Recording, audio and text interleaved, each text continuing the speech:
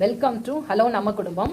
இப்போ நான் வந்து இந்த முறுக்கு எப்படி செய்கிறதுன்னு வீட்டில் இருக்கிற பொருளை வச்சு எப்படி செய்கிறதுன்னு பார்க்கலாம். இப்போ பண்டிகை நாட்களாக இருக்கிறதுனால முறுக்கெல்லாம் கூட நம்ம வீட்டிலேயே நல்ல டேஸ்டியான முறையில் செஞ்சு பிள்ளைங்களுக்கெல்லாம் கொடுக்கலாம். அதுக்கு வந்து ஃபஸ்ட்டு பார்த்தீங்கன்னா பச்சரிசி வந்து ஒரு கிலோ எடுத்துக்கிட்டிங்கன்னா 1/4 கிலோ அதுக்கு உளுந்து எடுத்துக்கணும். பச்சரிசியை கழுவி லைட்டாக காய வச்சுருங்க. உளுந்தை கொஞ்சமாக வானலியில் போட்டு வறுத்துட்டு ரெண்டத்தையும் ஃப்ளோர் மில்லில் கொடுத்து அரைச்சி எடுத்து வச்சுக்கோங்க. அப்படி எடுத்து வச்சுக்கிற மாவு தான் இது.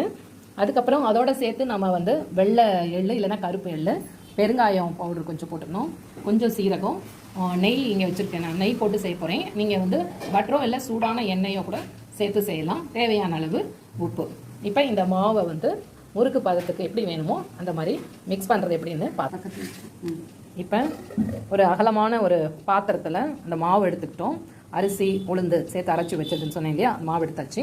அதில் வெள்ளை எள்ளு போட்டாச்சு, கொஞ்சம் சீரகம், பெருங்காயம், நெய், தேவையான அளவு உப்பு போட்டு ரெடியாக வச்சுக்கோம். இப்போ இதில் தண்ணியை நம்ம கொஞ்சம் கொஞ்சமாக ஊற்றி நல்லா அந்த முறுக்கு பிடிக்கிற பதத்துக்கு கொண்டு வர போகிறோம்.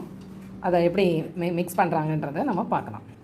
இப்போது அந்த நம்ம போட்ட இன்க்ரீடியன்ஸு இந்த மாவு எல்லாத்தையும் மிக்ஸ் பண்ணணும். மெல்ல, ரொம்ப ப்ரெஷரை கொடுக்காம.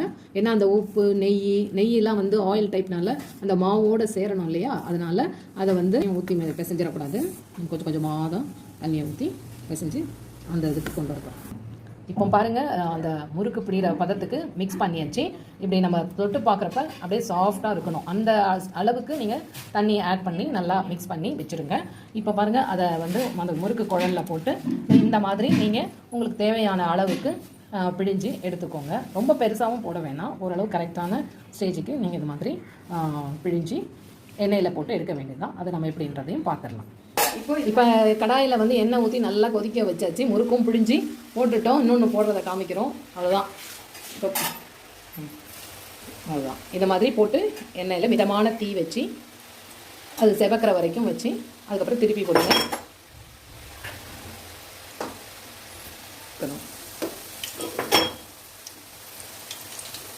அவ்வளோதான், சிம்பிளுங்க. இந்த மாதிரி ட்ரை பண்ணுங்கள் வீட்டிலே. நீங்கள் வந்து நல்ல டேஸ்டான நல்ல கிறிஸ்பியான முறுக்கை வந்து செஞ்சு குழந்தைங்களுக்கும் கொடுக்கலாம். ஃபெஸ்டிவல் டைமில் நீங்களே கூட வீட்டில் வந்து ட்ரை பண்ணலாம். இப்போ பாருங்கள், முறுக்கு நல்லா வெந்து செவந்து வந்துடுச்சு.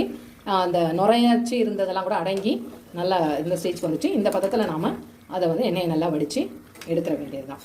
நல்லா வீட்டிலே நல்லா இந்த மாதிரி செஞ்சு டேஸ்ட்டாக சாப்பிடுங்க. பிடிச்சிருந்தா எங்கள் சேனலை சப்ஸ்கிரைப் பண்ணுங்கள். தேங்க்யூ.